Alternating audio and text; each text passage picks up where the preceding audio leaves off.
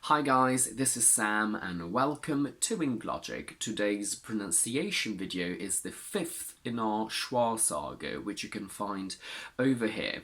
Last time we talked about the theory behind strong and weak forms of function words, and today we will look at some fun facts and exceptions related to some specific function words and how we can play with their strong and weak forms. We will not talk about verbs and the word that though, because I will make separate videos on those two topics. And now, without any further ado, please don't forget to like this video and subscribe to my channel, and let's get started. The strong form of this article is A, like the letter A, and its weak form is just a simple schwa. We basically always use it in a weak form. We say a car, a lot, but there are three cases where we don't. The first one is when we use it as the name of this article. So I would say that between make and mistake, you need a. So we say to make a mistake. If I ask my friends if I can borrow one of their phones quickly and they say, yes, we have an iPhone, a Samsung, a Huawei, which one do you want? And I say, the brand doesn't matter, I just need a phone. In this case, a used as a strong form means any. So any random phone will work. It doesn't really matter which one you give me. We use a strong form when we hesitate, usually because we don't remember the name of something. I can say, I need a rake to collect the leaves in the garden. We wouldn't say, I need a rake. In American, however, I think they say more of a long I need rake to collect the leaves. The strong form and the name of this article is the with a long E. It has two weak forms, one with a schwa, the, if it's followed by a consonant, the pear, one with a short I if it's followed by a vowel, the apple. And because in this case we have a word ending in I and another one starting with a vowel, we also put a little bit of an intrusive yeah. I will put the link here for the lesson on that topic. So we say the apple, the apple. We use its strong form to highlight that something is the best, the one and only. This is the best burger I've ever eaten, and for me, Leonardo DiCaprio is the actor, so the best one out there by far. And just like the indefinite article a, we use the when we hesitate. I need the rake that I gave you earlier. In American, I think they say something more similar to the. So I need the rake that I gave you earlier. The weak forms of the conjunction and are un, or sometimes und if it's followed by a vowel. We use its strong form when we really want to emphasise the idea of addition. For £8 you can get a burger, chips and 2 drinks, so here I really want you to understand that it is a real bargain. If your friend says to you, I went on a date last night, you reply, and, because you want more information about something that they haven't quite completed. The strong form of this pronoun is you with a long oo, which turns into a schwa if it's followed by a consonant. You never call me, you never called me. It turns into a oo plus an intrusive w if it's followed by a vowel. You eat, you eat, you eat.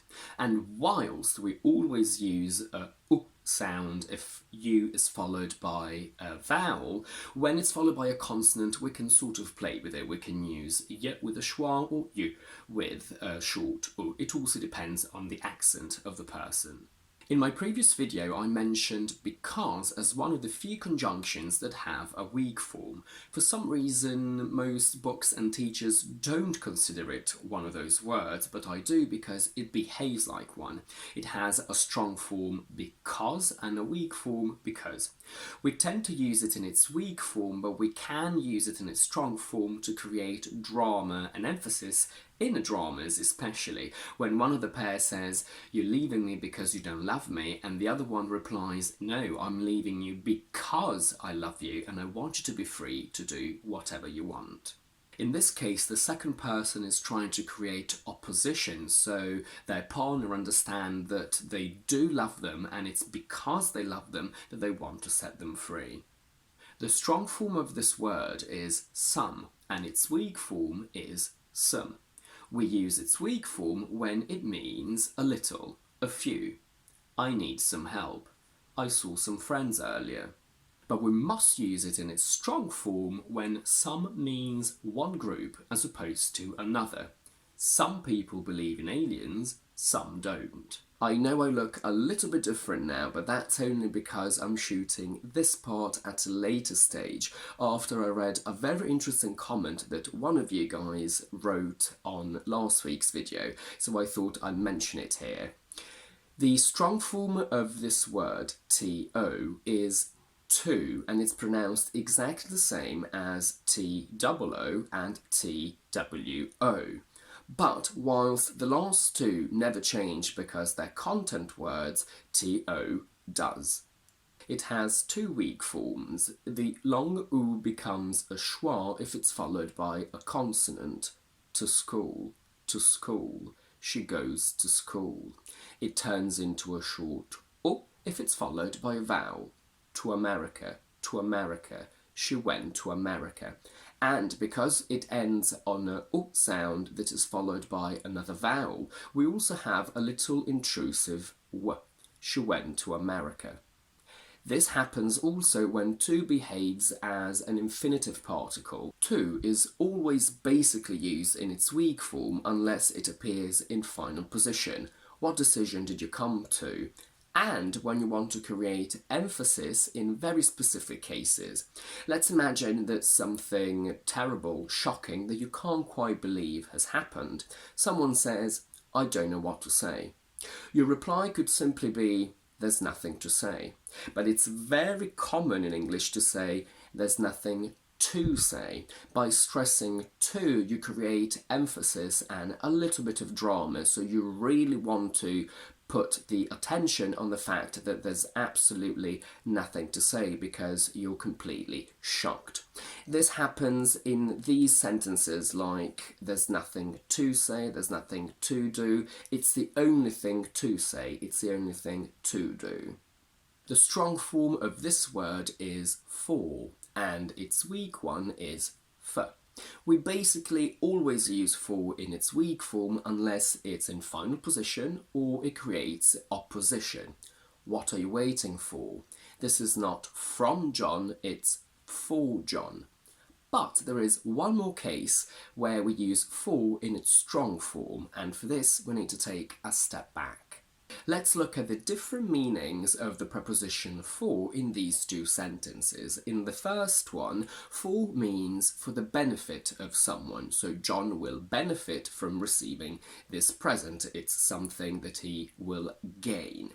Whereas in the second one, it means on behalf of or instead of. So this machine does everything and you don't have to do it.